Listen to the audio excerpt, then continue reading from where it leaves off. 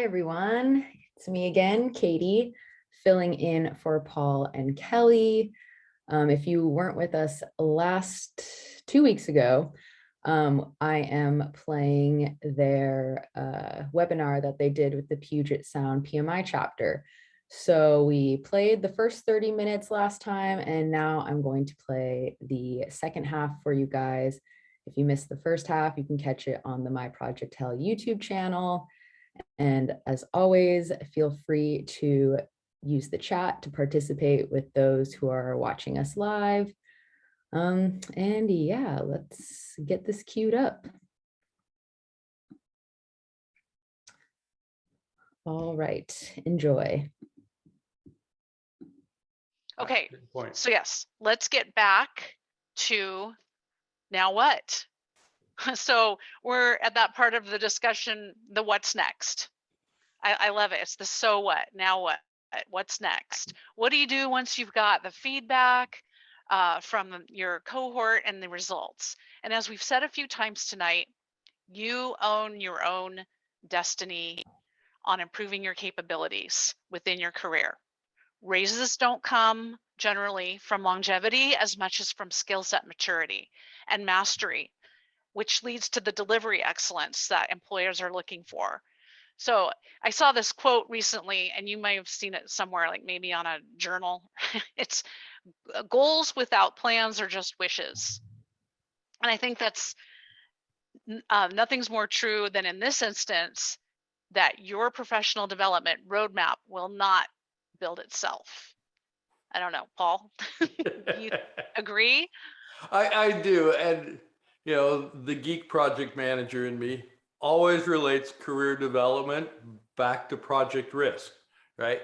First thing you have to do is spot, identify, and call out the risk.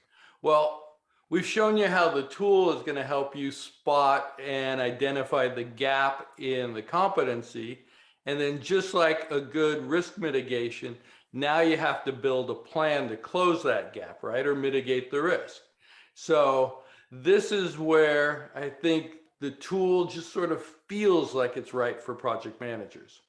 But let's talk through the development part of this, Kelly. How about that? We could go there, right? Yeah, yep. So this is a screenshot again, obviously. We've got another section in the assessment tool that we've built where you can pinpoint exactly what it is you're going to do to get more strength in particular competencies. So we have sections because we all know there's different ways to build out a skill set. You can get support and assistance. Maybe that's mentoring and job shadowing. There's self-directed learning and training you can do to learn new tools, new skills, or methodologies. The thing to remember is you've got a different learning modality from the person in the frame next to you on Zoom. Different from me, different from Paul. And so pick what works for you.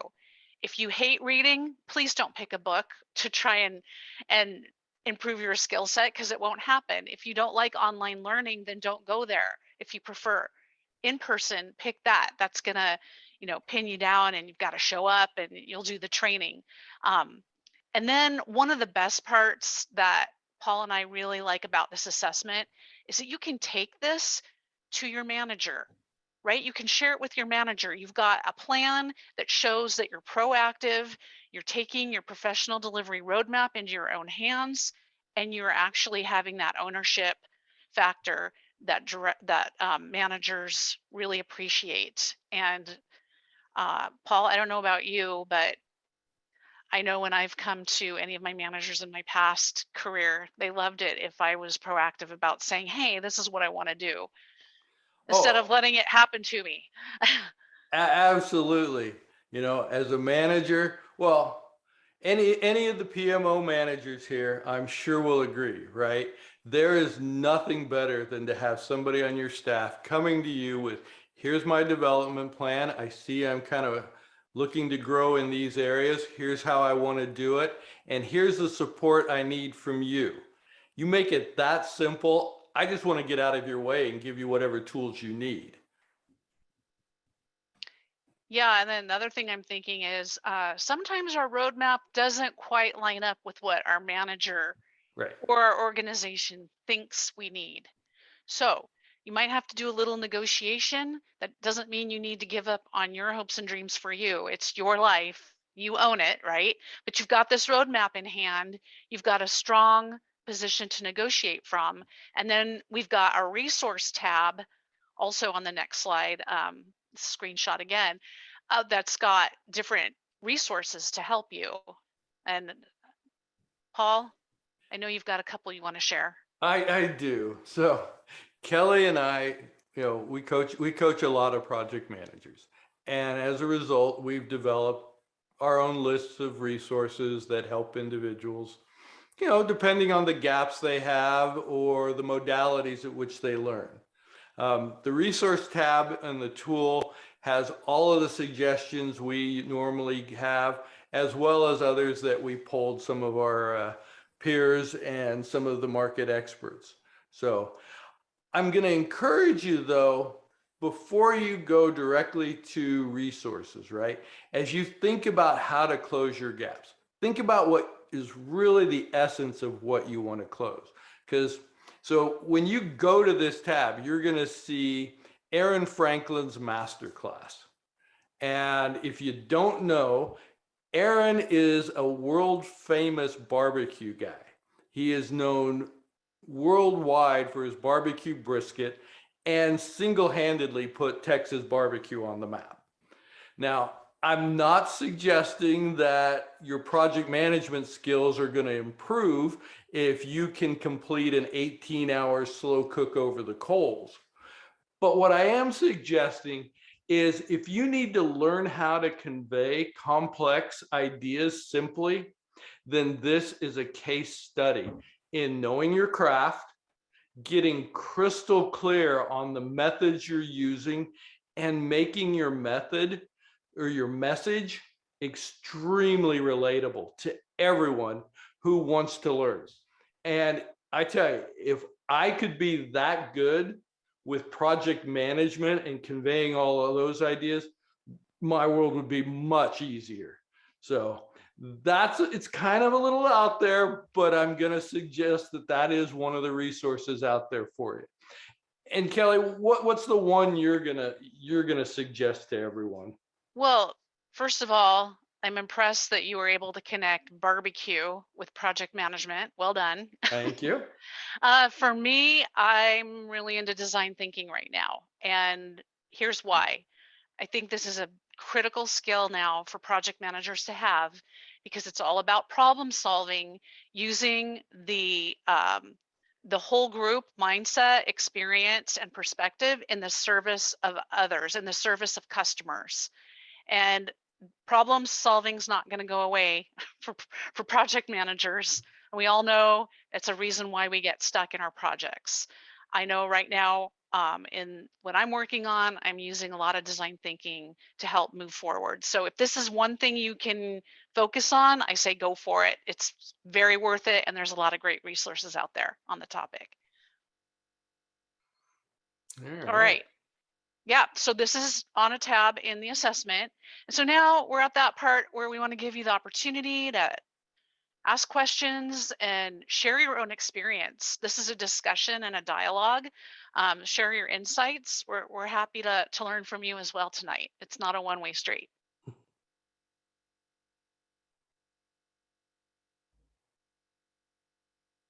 What's the protocol for question asking, Bernd and Mark? Right, because if not, I'm going to do sorry. So I was Julie and Yashavi were monitoring the chat window, but it didn't look like there were any really. We really went through all the questions in the chat, but I had a couple statements to ask you both, and kind of what you think about this. First off, I don't think the 60s, the 70s, and the 80s were all that great. I think that what we thought was a myth. Like, I always think about that famous picture of the billboard in Seattle with, "Would the last person leaving Seattle please turn off the lights?" And that was when Boeing had all the layoffs here. Mm-hmm. And back at those days, there was no other option for people here. You know, if you went to work at Boeing and you got laid off, there was nowhere to go. Now there's a zillion places to go. So that's a kind of my question then. You know, I think the soft skills, but I think you may have some more insight, like the design thinking in. So let's just say I'm a technical project manager and I start talking to some people who work at Amgen, and I discover that I might be a fit in biotech.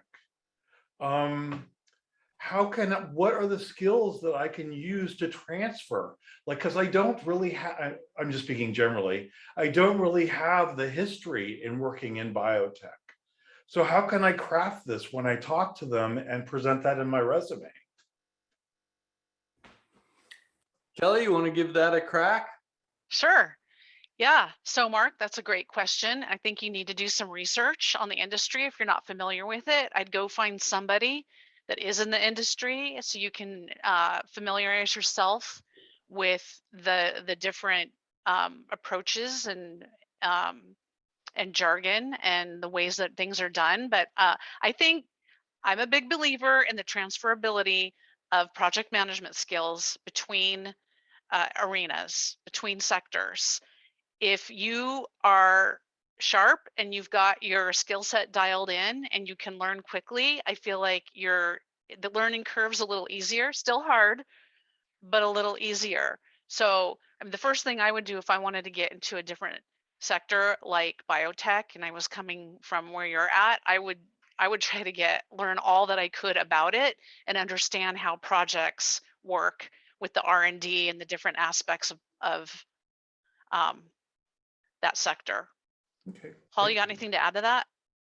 Well, so part of what we did here was we did get some pretty good cross industry input onto everything, and it's not surprising, right? Pretty much they all agreed on very similar things, and the actual industry experience does play into there.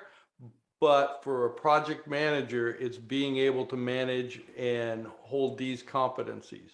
Now, if you are moving into a completely new industry, and as a consultant, that's kind of one of the things that Kelly and I are constantly doing, right? We're at the bottom of a learning curve every time we show up. You do exactly what Kelly described, right? You've got to figure out the acronyms. You've got to figure out the modalities of how they do things. You need to understand, are they really, especially in an individual organization, are they more focused on agile or scrum? Is it the software side that you're going to be working on? Really go through all of that. And you may have to kind of take a step back if you want to crack into an industry that's changing, right? If I was a project manager at Weyerhaeuser cutting trees, I may have to take a step back down to move over to biotech and then take a quick couple of leaps up as I get my feet back under me. So the skills we talk about, the competencies in here really did come from a wide group. So if you focus on there first and then follow Kelly's advice, I think you'll do well. So I don't want to dominate the conversation, but I'm going to say one more thing, and I'm curious about this too. AI. How is that going to affect us? I don't have a crystal ball. I just know that my daughter's boyfriend's in AI and he's doing very well. That's about the extent of my AI knowledge, Mark. Okay. So I'll ask you, I think you guys pretty much answered this for yourselves, right? If you look back at the chat, when we asked what were the things that were complex, it was relationships, right? It wasn't, oh, I need to send an email out to everybody who's late. It was, how do I manage stakeholders? How do I influence others without authority, right? Those are the things that are still a ways away from an AI, right? It's building that relationship, managing those soft skills. Now, I'm a big believer in automating where you can, right? I don't send out emails for scheduling things. I've got those all automated in the schedule, but that's inconvenient kind of stuff. That's not really what we do. That's admin. So good chance that the admin stuff's going to slowly drift away from us, and we'll just be more in control of the deeper relationships. That's my humble opinion. Yeah, all joking aside, I believe that people are always going to be people and are going to have that need for connection and human relationship, and that's not going anywhere. I have also something to add on more questions. So I saw that when we were going through the years of project management, and so the tools, of course, changed a lot. So what is the idea of project management now? Is it does it become easier or more complicated? Because that's a good question in my view, because you can say the tools are so much more convenient, but they also can get complicated. So I love that question, Bert. You're absolutely right. We think we're making it simpler with technology, and I don't know about anyone else here on this webinar, but sometimes I feel like it's more complicated, and it's creating this vortex of that now we have to do more, actually, it feels like to me, because we have more tools we have to know and more tools we have to use, and it feels like it's gotten more complicated on some levels. okay. How do you feel, Paul? So I'm a big fan. There's one tool that, I'll promote anytime I get a chance. Big fan of it, Smartsheet. And we've been using it for about probably 9 years now. But the reason we shifted to that from Microsoft Project and some of the others was because it simplified things, right? It gave me the opportunity to put the project schedule in a format and in a way that the engineers could understand and would look at, because no engineer has ever taken a PDF from me and said, let me evaluate my schedule for you, Paul, right? But all of a sudden it became a way that I'm just giving them a spreadsheet. Behind the scenes, they don't need to worry about it. But the presentation, the communication opened up. So that's kind of where I see tools of value, not automating all of our work or doing that, but by helping us take what we know, what we do for a living, and expressing it in terms that the individual contributor on the project, our stakeholders, our project owners can understand and get behind and work within, because now we're really getting more of their involvement, their collaboration, instead of us feeling like we're just pushing everything out over and over. Okay, thank you. Guys, hi Kelly and hi Paul. Thank you for this presentation. So Kelly, you mentioned that stakeholder management is a key competency for you.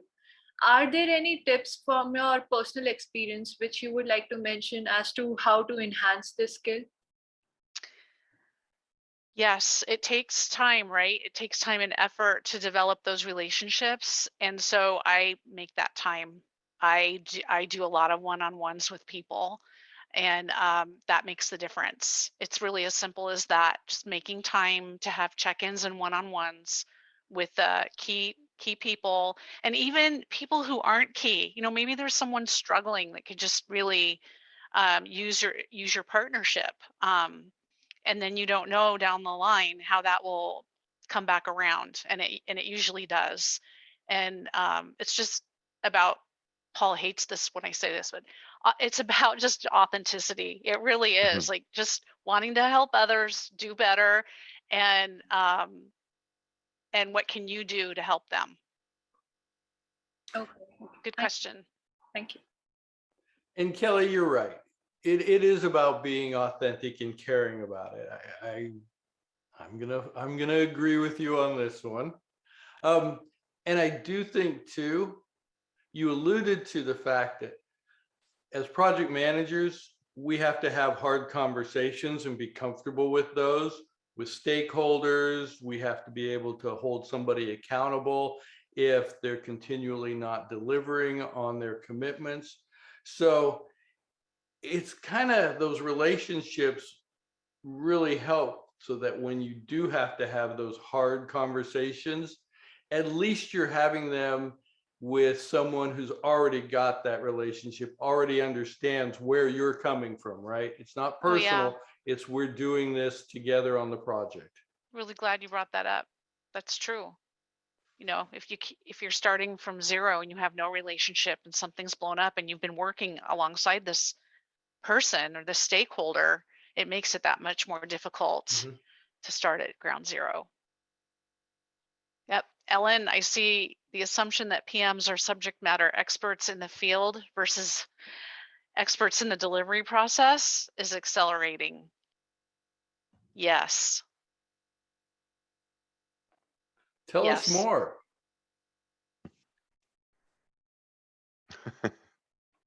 It could be a whole coach's corner, y'all. It could just be that it's just my organization, but it's something that I noticed even during my job search too, which both of you, speaking of coach's corner, really, I think, ripped me out of a rut and helped me to see where the gaps were or whatever. I really found pretty quickly in moving into that next level that suddenly everyone was like, wow, okay, so you're from the big time. Tell us everything. And it was like, suddenly I'm asked to sponsor things, which was way outside the expectation that I was walking into, right? Like that's not appropriate for a PM or a program manager. So it was an interesting development. It could be very particular to my role, but in talking to other folks in similar positions at different companies, they said, this is a thing and we don't know how to get out of it. We're being put way outside our lane, unsupported. So it's just an interesting topic. I was gonna say, you're definitely got an interesting topic that, you know, maybe Kelly and I'll devote some more time to on my project. I like that. Yep, that's a good one. Yeah. I think it goes certainly in IT, that same thing, you know, for the projects holds true, right? Right. They're sort of expecting, you know, as you move up and you become senior, well, you're going to also know everything there is to know about the domain that you're working in, my network and all these other things. And you're going to be able to get costing and bill of materials. It's like, that's what we have engineers for. I'm here to manage, right? I'm here to support and focus and make sure you guys stay in the guardrails. You have to set your boundaries. Sometimes it's uncomfortable because it feels like you're constantly saying, no, that's not what I need to know, or I'm not going to tell you what the code is for that. Right. Or offer trade secrets. I mean, that's the thing. Those of us that want to be in the consulting business, like you really can't be going around offering up trade secrets and then billing for it. That's so not okay. Yeah, very true. Anyway, interesting good question and observation though. And I think that it's up to us as PMs to help train our stakeholders. True story. Kelly, I'm probably better at managing project scope than my personal boundaries sometimes. So I can feel Ellen's pain. So we have any other questions as we wind down the webinar tonight? Yeah, hi Kelly, Paul. Thanks for today's presentation. So as a person who is just entering into this field, I mean, today's presentation seemed, very apt. Like there are gaps in the competencies, and I felt that this you can garner as you are on the job or you get trained. But I feel that there are a lot of emphasis on this getting PMP certified, Scrum certified, Agile certified. So what is your say in that? That like getting certified means that this gap is filled, or absolutely not. Be like in the job and learn these things. So yeah, no. What is your say? Yeah. Okay. Want me to go, Paul? You can go first. Go ahead. Gentlemen first. Thank you. I appreciate that. I am not a huge fan necessarily of certificates. I run into a lot of folks that are really good at getting them, and they either lack the experience behind them or they lack that understanding of why certain things that were part of the study are important, right? Being able to memorize for a test is different than being in the middle of the project and recognizing risks coming at you. So I think they're important when you start out because they sort of give everybody a confidence of your base level understanding, but you really need to find a mentor who can help you, a coach, and someone who will help point you through a lot of what you're going to face that was never written about, that was never discussed in any certification, that really is what a lot of project management is about when it comes down to it. That, and I think that it can help too when you're job searching, because some hiring managers look for that. You can see that it's required a lot in a lot of job descriptions. They want a PMP. You have other certifications, and I think they're helpful, right? They can augment what you have, but that experience is really, to me, a good hiring manager is going to look for your experience Right. and see what you've done versus if you have some letters behind your name. But sadly, I think there's a lot of hiring managers like the shiny object, right? The crow and the shiny object. Oh, letters, cool. They must know what they're doing. But I have many stories of the complete opposite. Yeah. And in fact, so at MetaGuire, what we do is you spend the first week and a half getting trained on our methodology, right?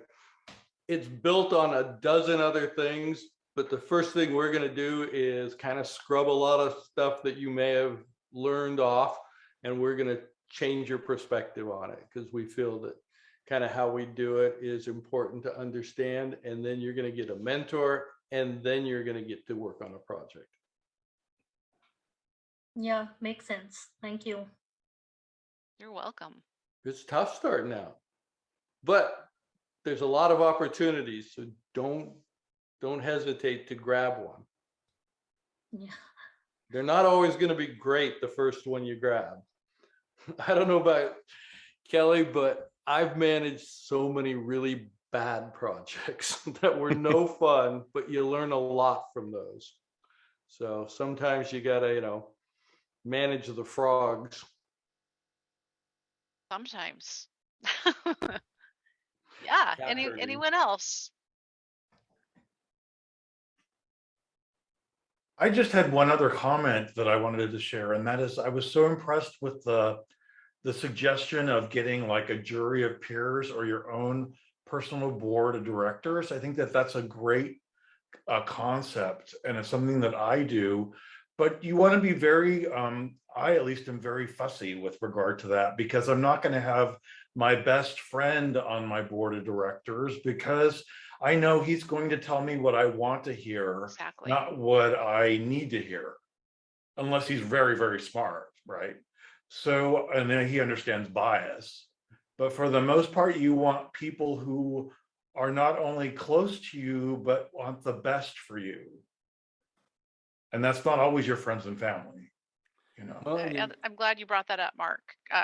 Last thing you want is a bunch of sycophants that's surrounding you and telling you what you want to hear. That's not going to get you anywhere at all. But on the other hand, you've got to have those people that you trust, because you're coming with vulnerability and saying, hey, tell me. And so hopefully it's people who can give you the feedback in a constructive way, right?